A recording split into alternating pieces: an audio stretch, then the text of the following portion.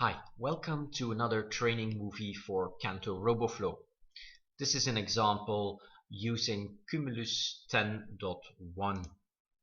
In my catalog, I added a table field called surface color with two fields inside the table field. I want to populate this, so I created I created a workflow that populates these fields. So I'm deleting, making it empty, so we can import, and we're going to import from a comma separated file, a CSV. The naming is a little bit strange, as you will see in a second, but still you will understand. I have here an Excel file with, in the first column, the name of the record, and then the next columns come in pairs, is the surface and the color, the surface and the color, the surface and the color. And this can go on up to the amount of columns that you want. In this example, I think I limited to 20 columns. So I can export in tab limited text or CSV from Excel. So in this example, I'm going to export save as CSV. Be very careful. You will see I'm going to select here CSV, and you might think this stands for comma separated value, but in reality it is saving this as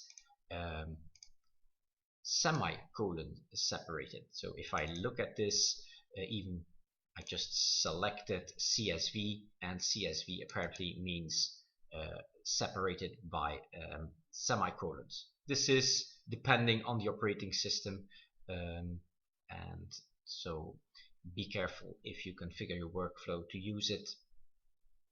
So let's first run the workflow and see the result before we have a closer look at the workflow itself. I'm starting the workflow. It's a hot folder workflow. It looks into a folder, namely the folder where I dropped here the CSV. You see the CSV is gone, so it has been processed. So if I have a look at the log, I can see that it found the CSV file, and then it found balloon race record, and it added surface sky and surface cloud, blue and gray.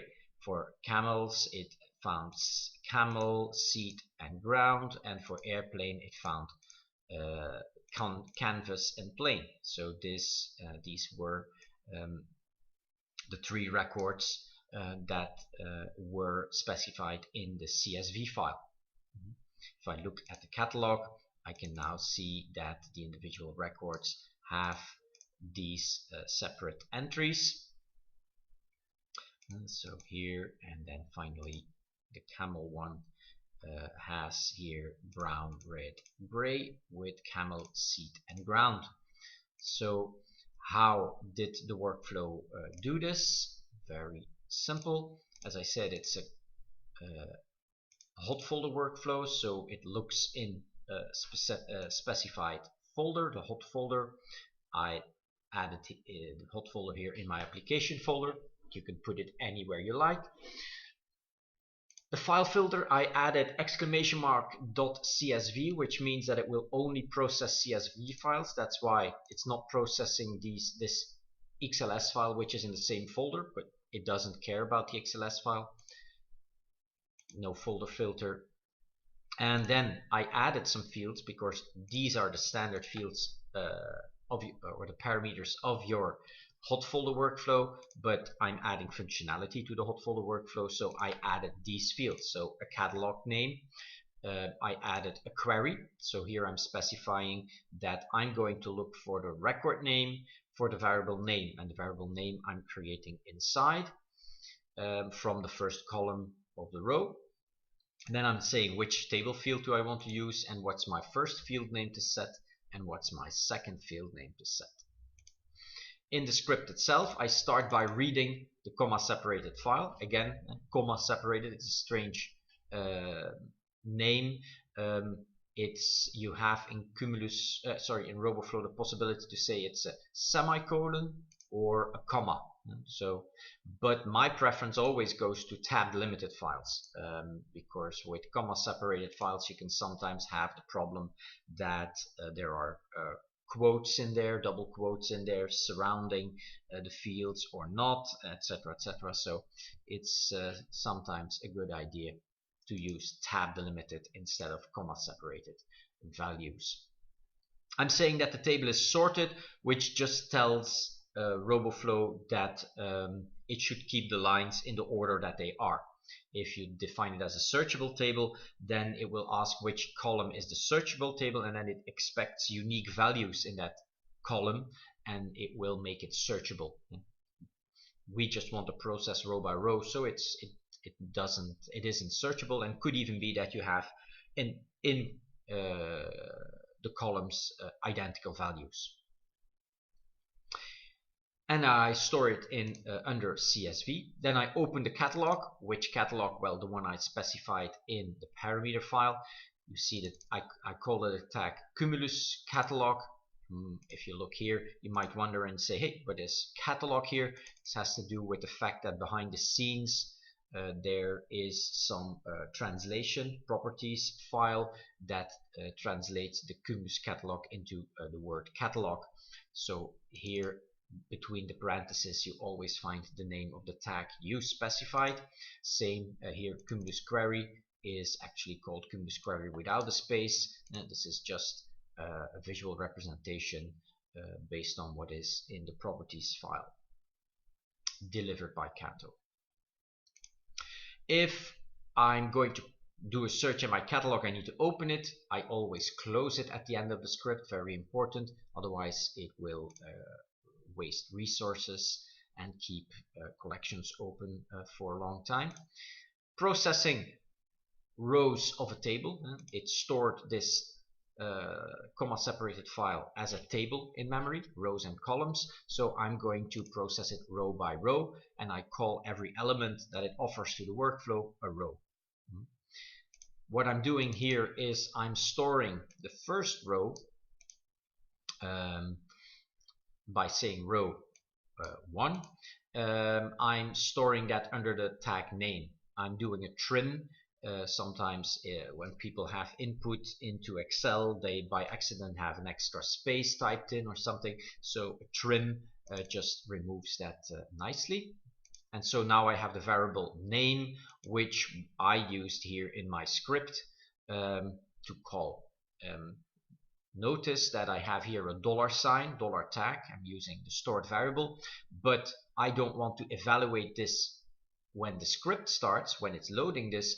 So I'm putting a $sign instead of the normal hash signs that are used here. Hash signs means execute now, $signs means execute later, and that's why I do this like that. Then here I'm testing if the text is not empty. Should the name of the field be empty, then I'm not going to process that row. I'm just saying I ignore it. So I'm doing a test if equals, and then I'm prefixing this with an exclamation mark, which inverts the result. So I'm actually saying test if name is not empty, because I'm adding this exclamation mark in front. So I know now that I have a valid file name that I'm going to search for, so I perform my query. I'm picking up the query that I specified in the parameters, and the result is stored under a variable called records found 1. So I'm first testing if records found 1 is equals to 0. If it didn't find any records, well, then I'm going to write to the log, I did not find the file. You could also here add an entry saying I'm sending an email. There's something in the log file for which it doesn't find the proper setting. So you could do that as well. Otherwise, you can go in the log and have a look afterwards for these entries. Then, if it did find some records, then I'm going to process them. Process the records, and I'm offering, it's going to call the record by record, and it's going to be called hot the record. I'm storing the file name. I want to have the file name to add as an entry in the log of my log file. And then I'm opening the record table. The record table is actually nothing else than also an item collection, so I need to open and close this to be able to work with what's inside. So I open it, and again, after processing it, don't forget to close it. And then I'm doing a little trick. Because I don't know how many columns there will be, I could do I'm starting from column number 2. You know, 2 and 3 are a pair to set the values in the table field. 3 and 4, 5 and 6. No, so 2 and 3, 4 and 5, 5 and 6, etc. But I don't know how far this goes. I could repeat the instruction and say if there's a value in value, then set, etc., etc. That's fine, but then I would end up with 50 lines repeating the same instructions here. So what I do is, because I can address the columns in this row like this, like we saw here, I can specify it by saying which row number I want. I can say, okay, I'm creating here a counter saying 2, 4, 6, 8, 10, being every time the iteration of the columns that I want to process. Remember, just to show in the table, so 2, 4, 6, 8, so those pairs need to be processed. So I'm specifying the first element of the pair here, separated by semicolons, and I'm saying process parts of split text. So it's splitting this in an array of in which each element contains the number of the field or the column I want to process. So now I'm looping this, and first thing I'm storing here is I'm storing field number 1. And from which field? Well, item number is what this is returning, this loop. So I'm storing field number 1 for column number, item number. In this case, the first time it will be 2. Now I need to get to the second. So again, because we're working with Excel, I'm trimming the value of the field, removing any trailing or spaces. And then I'm testing, is this empty? Because I don't want to set empty values in my table. If it's not empty, then I'm incrementing the item number. So I have now item number 2, so I need to go to column number 3. So I'm saying do column number 3. So I'm incrementing, and then I'm storing. I'm saying store column number 3. And then I'm trimming again, and then here finally I create an item in the table. I say create new record in the table, and I'm storing already the first field value, and then I'm setting the second field value, and I could have a third and a fourth if they are there, and I'm adding an entry to my log. I'm saying for this record name, that's why I wanted to pick up the record name, I added this information, and so I get nicely an overview in my log. And then this whole process repeats itself for each column.